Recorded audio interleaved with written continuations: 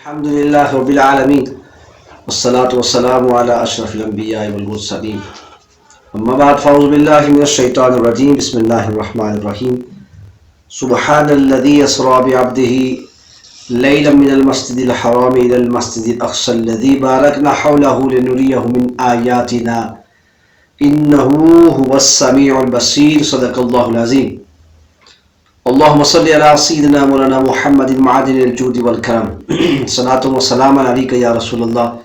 معزز سامعین کرام، آج کی مقدس رات معراج النبی صلی اللہ علیہ وآلہ وسلم کی رات ہے، اور اس رات کو رب العالمین نے اپنے محبوب علیہ السلام کو زندگی کا دوسرا بڑا معجزہ عطا کیا۔ یہ حضور رحمت عالم صلی اللہ علیہ وسلم کی زندگی کا دوسرا بڑا معجزہ ہے، اور جسے معجزہ معراج کہتے ہیں۔ زندگی میں سب سے پہلا اور بڑا معجزہ قرآن کریم کا نزول ہے۔ قرآن کریم حضور کی زندگی کا سب سے بڑا معجزہ ہے، اور معراج یہ دوسرا بڑا معجزہ ہے۔ اور رب العالمین نے سورہ بنی اسرائیل میں، سورہ نجم میں، اور پھر صحیح احادیث اور متواتر احادیث کی روشنی میں آپ علیہ السلام کو رب العالمین نے آسمانوں کی بلندیوں میں بلایا اور اپنا دیدار کروایا۔ یاد رہے کہ اللہ رب العالمین کی یہ سنت رہی ہے کہ وہ مختلف ادوار میں اپنے نبیوں میں سے، رسولوں میں سے جس کو اس نے چاہا، معراج کی عظمت سے انہیں، معراج کے معجزے سے انہیں عطا کیا، نوازا، اور اپنا دیدار بھی کروایا۔ فرق یہ ہے کہ سب نے جتنی بھی معراجیں باقی انبیاء کو معراجیں رب العالمین عطا فرمائی ہیں، سب کی معراجیں روحانی ہیں۔ ہمارے نبی کریم علیہ السلام کو جو معراج عطا ہوئی وہ روحانی معراج ہے، نہیں بلکہ وہ جسمانی معراج ہے۔ باقی کو روحانی معراج عطا ہوئی اور عالم خواب کے اندر معراجیں ہوئی، ان کی روح کو معراج ہوئی، لیکن آقا علیہ السلام کی جو معراج ہے وہ آپ کی جسمانی معراج ہے۔ اللہ رب العالمین نے باقی کی حدیث مبارکہ بھی ہے اور ذکر طبرانی کے اندر بھی ہے کہ رب العالمین نے ابراہیم علیہ السلام کو خلت کے ساتھ چنا، اور موسیٰ علیہ السلام کو کلام کے ساتھ چنا، اور رسول اللہ صلی اللہ علیہ وسلم کو اپنے دیدار کے لیے چنا۔ یعنی حضرت ابراہیم علیہ السلام کی خلت جو ہے وہ آپ کی جو تخصیص ہے وہ خلت کے ساتھ ہے، آپ کو خلت کے ساتھ مخصوص کیا گیا، اپنا خلیل بنایا۔ اور جناب موسیٰ علیہ السلام کو اپنا کلام عطا کیا اور کلام کے ساتھ مخصوص کیا، اور نبی کریم صلی اللہ علیہ وسلم کو اللہ رب العالمین نے اپنا دیدار کروایا اور دید کی وجہ سے آپ کو مخصوص کیا۔ آپ علیہ السلام کو رب العالمین نے اپنی طرف بلا کے اعلان کیا کہ پاک ہے وہ ذات جس نے اپنے بندہ خاص کو رات کی معمولی سے حصہ میں معراج عطا فرمائی۔ وہ معراج مسجد حرام سے مسجد اقصی تک ہے، اور وہ مسجد اقصی کے الذی بارکنا حولہ، جس کے ارد گرد ہم نے برکتیں رکھی ہیں، لنریہ من آیاتنا، تاکہ ہم دکھائیں اپنے بندے خاص کو اپنی نشانیاں۔ انہ هو السمیع البصیر، بے شک وہ رب سب سے بڑھ کر سننے والا ہے اور دیکھنے والا ہے۔ مسلم شریف کے حدیث پاک ہے، اور رسول کریم صلی اللہ علیہ وسلم نے ارشاد فرمایا، انس بن مالک سے روایت ہے، رسول اللہ نے فرمایا کہ مجھے معراج کروائی گئی، اور اس حدیث پاک میں آپ نے مختصر سا اپنا ذکر فرمایا ہے، اور بھی مختلف طرق سے احادیث مبارکہ میں حضور نے تفصیلاً بھی معراج کا ذکر کیا ہے۔ تو آپ نے فرمایا کہ میرے پاس ایک جانور لایا گیا جو سفید خچر سے، سفید گدھے سے تھوڑا بڑا تھا اور خچر سے چھوٹا۔ اس جانور میں مجھے سوار کر کے لے جایا گیا، جبریل امین میرے ساتھ تھے۔ آسمان دنیا پہ پہنچتے ہیں، اور آسمان دنیا پہ جب پہنچتے ہیں تو دروازہ کھٹکھٹایا جاتا ہے پہلے آسمان کا، اور اندر سے جواب آتی ہے کون؟ تو فرمایا جبریل۔ میرے ساتھ کون ہے؟ تو آپ نے جبریل امین نے عرض کیا کہ آپ نے فرمایا کہ جواب دیا کہ میرے ساتھ محمد ہیں۔ کہا کیا ان کو بلایا گیا ہے، ان کی طرف بھیجا گیا ہے؟ آپ نے فرمایا کہ ہاں ان کی طرف بھیجا گیا، ان کو بلایا گیا ہے۔ انہیں دروازہ کھلتا ہے تو حضور فرماتے ہیں کہ میں نے دیکھا کہ پہلے آسمان کے اوپر حضرت آدم علیہ السلام جو ہے وہ تشریف فرما ہے، انہوں نے مجھے مرحبا کہا اور مجھے دعا دی۔ اور اسی طریقے سے اس کے بعد ہم دوسرے آسمان پہ پہنچے، وہاں پہ بھی جبریل امین سے سوال و جواب ہوئے۔ اس کے بعد دروازہ کھلتا ہے، اور میں نے دوسرے آسمان پہ جناب عیسیٰ علیہ السلام اور حضرت یحییٰ کو دیکھا، اور انہوں نے بھی مجھے مرحبا کہا اور مجھے دعائیں خیر کی تھی۔ तीसरी आसमान पे पहुंचता हूं तो मैंने, और जब हम पहुंचते हैं तो वहां पे दरवाजा खोलने से पहले जबरील अमीन से सवाल जवाब होते हैं और दरवाजा खुलता है, और उसके बाद देखता क्या हूं कि यूसुफ अलैहिस्सलाम तीसरी आसमान पे मौजूद हैं। उन्होंने मुझे मरहबा कहा और दुआए खैर दी।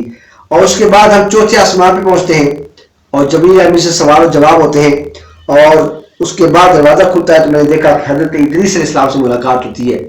हजरत इदरीस अलैहिस्सलाम ने मुझे मरहबा कहा और दुआए खैर दी। इसी तरीके से चौथे आसमान पर पहुंचते हैं, पांचवें आसमान पर पहुंचते हैं, जबरील अमीन से सवाल जवाब होता है, उसके बाद दरवाजा खुलता है और मैंने देखा कि पांचवें आसमान के ऊपर हजरत हारून अलैहिस्सलाम मौजूद हैं। उन्होंने मुझे मरहबा कहा और दुआए खैर दी। उसके बाद हम छठे आसमान पर पहुंचते हैं, जबरील अमीन से सवाल जवाब होता है, उसके बाद दरवाजा खुलता है तो देखते हैं कि मूसा अलैहिस्सलाम छठे आसमान में मौजूद हैं। उन्होंने मुझे मरहबा कहा और दुआए खैर दी। सातवें आसमान पे भी सवाल जवाब के बाद दरवाजा खुल जाता है और देखता क्या हूं कि बैतुल मामूर के साथ टेक लगाए हुए जनाब जबरील अमीन हजरत इब्राहिम अलैहिस्सलाम मौजूद हैं, और हजरत इब्राहिम अलैहिस्सलाम मौजूद हैं वहां पे, और इब्राहिम अलैहिस्सलाम ने भी मुझे मरहबा कहा और दुआए खैर दी।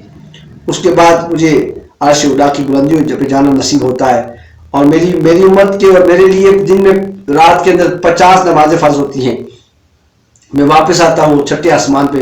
मूसा अलैहिस्सलाम ने पूछा कि आपको रब्बुल आलमीन ने क्या अता फरमाया? कहा मेरी उम्मत और मेरे पर 50 नमाजें फर्ज है। तो उन्होंने कहा कि आपकी उम्मत ये नहीं अदा कर सकेगी, जाए अपने रब से तखफीफ करवाए। मैं वापस जाता हूँ, 5 नमाजें माफ होती हैं। इसी तरह मुतादिद बार आने जाने से 5 नमाजें जब रह जाती हैं, फिर जबरील अमीन हज़रत मूसा अलैहिस्सलाम फिर कहते हैं कि या रसूलल्लाह आप वापस जाए, आपकी उम्मत ये 5 भी अदा नहीं कर सकेगी। उस वक्त हुजूर ने इरशाद फरमाया कि मुझे अब कमी करने के लिए दरखास्त करने से हया आती है, अब मैं रब्बुल आलमीन की बारगाह में नहीं जाऊंगा और नहीं तखफीफ के लिए कहूंगा। तो 5 नमाजें फर्ज हो जाती हैं। तो कहा कि ये 5 नमाजें फर्ज हैं, हर नमाज जो है वो 10 नमाजों के कायम मकाम है। इसका मतलब यह है कि जो 5 नमाजें अदा करेगा रब्बुल आलमीन उसको 50 नमाजों का सवाब अता करेगा। मेराज की रात का ये पैगाम है, हर साल हमें जो मिलता है कि तोहफा मेराज नमाज है, और नमाज वो है कि कुर्रतु ऐनी फिस्सलाह, हुजूर ने फरमाया मेरी आंखों की ठंडक नमाज के अंदर है। जो नमाज कायम करेगा तो मेरी रूह, मैं उससे राजी हो जाऊंगा। जो मुझे खुश करना चाहता है वो नमाज के अंदर मशगूल हो जाए। नमाज में रब की रजा भी है, मुस्तफ़ा की रजा भी है। नमाज तमाम इबादत का मजमूआ है। नमाज वो ऐसी इबादत है जो मेराज की रात रब्बुल आलमीन ने इस उम्मत के लिए अल्लाह रब्बुल आलमीन ने तोहफा अता किया है। इसके बाद एक और हदीस पाक में भी मुतादिद हदीस मार्का है, और इब्न अबी हातिम ने भी सनद के साथ इस रवायत को नकल किया है, लेकिन उसमें थोड़ा सा ये इजाफा हुआ है कि हुजूर रहमत आलम ने फरमाया कि जब मैं वापस आया तो मैंने जबरील अमीन से पूछा कि जबरील मैंने आसमानों की सैर की और मैंने जन्नत और दोज़ख की सैर, मुझे जो भी मिला है सब ने तबस्सुम फरमाया, तबस्सुम के साथ मुझे मिले हैं, शगुफ्तगी का इजहार किया है और तबस्सुम कह के मुझे मरहबा कहा है। लेकिन एक सवाए एक फरिश्ते के कि उसके चेहरे पे न तबस्सुम था न शगुफ्तगी के आसार थे। जबरील अमीन ने अर्ज की या रसूलल्लाह वो जहन्नुम का दारोगा है, उसके चेहरे पे कभी भी तबस्सुम और शगुफ्तगी के आसार ज़ाहिर नहीं हुए और ना होंगे, इसलिए कि वो जहन्नम का दारोगा है, उसकी ड्यूटी जहन्नम के ऊपर है, वो भी कभी भी उसे कभी वो शगुफ्ता नहीं होता। हुजूर रहमत आलम सल्लल्लाहु अलैहि वसल्लम ने इरशाद फरमाया कि जब मैं मेराज की रात वापस आया तो मेराज के अंदर जो मुशाहिदात मेरी आंखों के सामने हुए, उनमें से एक क्या है कि मैंने एक कौम के कुछ लोगों को देखा और जिनके नाखून जो वो तांबे के थे और उससे वो अपने चेहरे को नोच रहे थे। मैंने पूछा जबरील बताओ ये लोग कौन से हैं? अर्ज की या रसूल ये वो लोग हैं जो दूसरों की तजस्सुस और दूसरों की बेआबरूई के लिए हर वक्त कोशा रहते हैं, दूसरों की ऐब को उछालने की कोशिश करते हैं, दूसरों के अंदर ऐब निकालने की कोशिश करते हैं और दूसरों के लिए नुक्ताचीनियां करते हैं। ये वो लोग हैं, इसलिए ये इस अजाब के अंदर मुब्तला है। फिर हुजूर सल्लल्लाहु अलैहि वसल्लम ने फरमाया कि मैंने फिर और लोगों को देखा कि जिनके होंठों को कैंची के साथ काटा जा रहा है और फिर उनका होंठ दोबारा वही उसी तरह हो जाते हैं। मैंने पूछा ये कौन लोग हैं? तो उन्होंने कहा या रसूल ये वो आपकी उम्मत के वो खतीब हैं कि जिनकी प्राइवेट लाइफ जो है वो उनकी पब्लिक लाइफ के मुतजाद है, وہ بد اخلاقیوں کو، وہ اپنی ناچاکیوں کو، وہ اپنی بری خصلتوں کو، وہ اپنے رویوں کو چھپانے کے لیے، برے رویوں کو چھپانے کے لیے انہوں نے تقوی کا لباس اوڑھ رکھا ہے. ان کی آئلی زندگی کچھ اور ہوتی ہے، ان کی جو عام پبلک کی لائف ہے وہ کچھ اور ہوتی ہے. وہ آئلی زندگی میں درندہ اور آئلی زندگی کے اندر وہ ایک جلاد کی حیثیت رکھتے ہیں، لیکن جب وہ پبلک پلیس پہ ہوتے ہیں تو انہوں نے شگفتگی کا اور تبسم کا اور محبت کا انہوں نے لبادہ اوڑھا ہوتا ہے. یہ اس طرح کے لوگ، یہ وہ خطیب اور پیر حضرات ہیں، ان کے اونٹ جو کینچی کے ساتھ کاٹے جا رہے ہیں.